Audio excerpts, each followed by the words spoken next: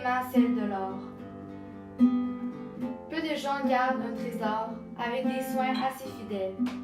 Certains chiens qui portaient la pitance au logis s'étaient fait un collier du dîner de son maître.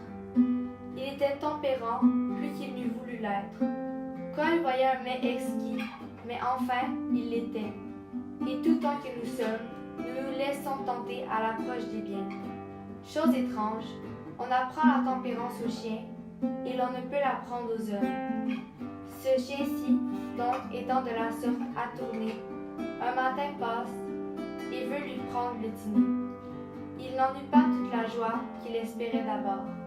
Le chien mit bas la proie, pour la rendre mieux, n'en étant plus chargé. Grand combat. D'autres chiens arrivent. Les étaient de ceux-là qui y vivent. Sur le public, ils craignent peu les coups.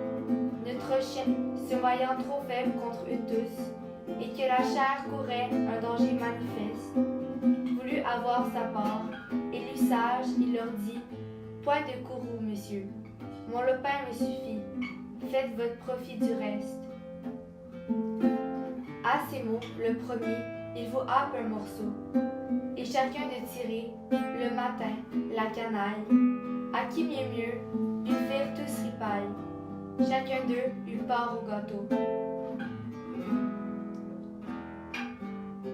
Je crois voir en ceci l'image d'une ville où l'on met les derniers à la merci des gens.